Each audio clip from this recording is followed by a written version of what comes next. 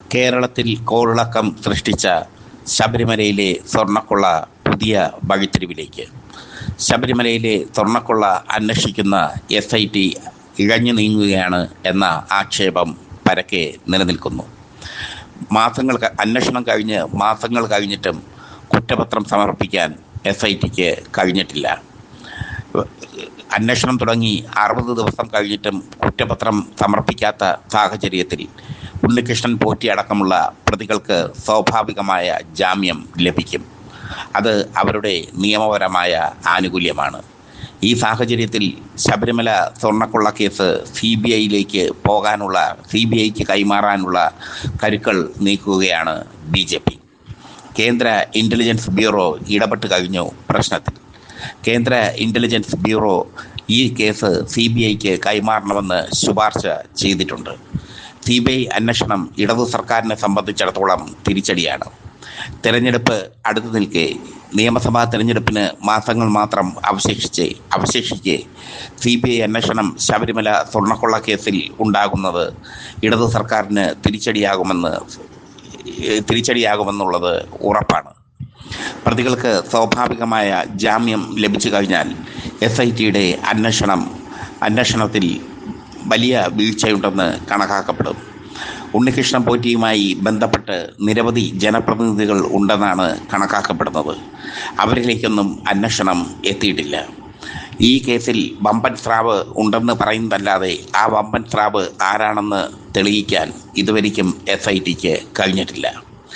SITയുടെ അന്വേഷണത്തെ ഹൈക്കോടതി വിമർശിച്ചതും കേന്ദ്ര ഇൻ്റലിജൻസ് ബ്യൂറോ ഗൗരവമായി കണക്കാക്കുന്നു. CPMും കോൺഗ്രസും ഒരേപോലെ പ്രതിരോധത്തിലാണ് സ്വർണ്ണക്കൊള്ള കേസിൽ. ഒരു വശത്ത് സ്വർണ്ണക്കൊള്ള കേസിൽ CPM നേതാക്കളെ ചോദ്യം ചെയ്തപ്പോൾ, CPM നേതാക്കളായ പത്മകുമാർ അടക്കമുള്ളവരെ അറസ്റ്റ് ചെയ്തപ്പോൾ, മറുവശത്ത് അടൂർ പ്രകാശും ആൻ്റണിയും അടക്കമുള്ളവരെ ചോദ്യം ചെയ്യാൻ ഒരുങ്ങുകയാണ് SIT. അങ്ങനെ രണ്ട് പാർട്ടികൾക്കും ശബരിമല സ്വർണ്ണക്കൊള്ള വലിയ വിഷയമായി മാറിയിരിക്കുന്നു. ഈ സാഹചര്യത്തിൽ അതിനെ രാഷ്ട്രീയമായി മുതലെടുക്കാനും വിശ്വാസപരമായി മുതലെടുക്കാനുമാണ് BJPയുടെ തീരുമാനം. BJP ഇത് CBIക്ക് വിടണമെന്ന് ആവശ്യപ്പെട്ടു കഴിഞ്ഞു.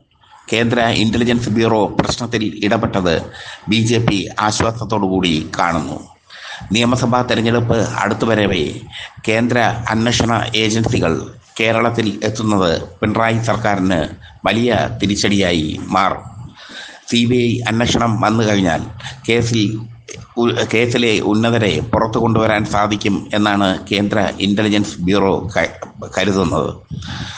സ്വർണ്ണക്കള്ളക്കടത്തുമായി ബന്ധപ്പെട്ട് വലിയൊരു സംഘം തന്നെ പ്രവർത്തിച്ചിരുന്നു എന്നാണ് കേന്ദ്ര ഇൻ്റലിജൻസ് ബ്യൂറോയുടെ വിലയിരുത്തൽ. SIT ആകട്ടെ 60 ദിവസത്തിനകം കുറ്റപത്രം സമർപ്പിക്കാത്ത സാഹചര്യമാണ് ഉള്ളത്. ഇതിൽ അറസ്റ്റിലായ പ്രതികൾ പലരും സുപ്രീം കോടതിയിലേക്ക് ജാമ്യാപേക്ഷയുമായി പോയിട്ടുണ്ട്. ഇതുവരേക്കും കേസിൽ ചോദ്യം ചെയ്യേണ്ടവരെ ചോദ്യം ചെയ്യാനോ അല്ലെങ്കിൽ ഉണ്ണികൃഷ്ണൻ പോറ്റിയുമായി ബന്ധപ്പെട്ട ജനപ്രതിനിധികളെ ജനപ്രതിനിധികളെ പൂർണ്ണമായി ചോദ്യം ചെയ്യാനോ ഒന്നും അന്വേഷണ സംഘത്തിന് കഴിഞ്ഞിട്ടില്ല. കടകംപള്ളി സുരേന്ദ്രനെ ചോദ്യം ചെയ്തത് വലിയ കാര്യമായി അന്വേഷണ സംഘം കരുതുന്നുണ്ടെങ്കിലും അപ്പുറത്ത് അടൂർ പ്രകാശും ആൻ്റണിയും ചോദ്യം ചെയ്യലിന് വിധേയമാകുമ്പോൾ UDFനും LDFനും അത് ഒരേപോലെ തിരിച്ചടിയായി മാറും.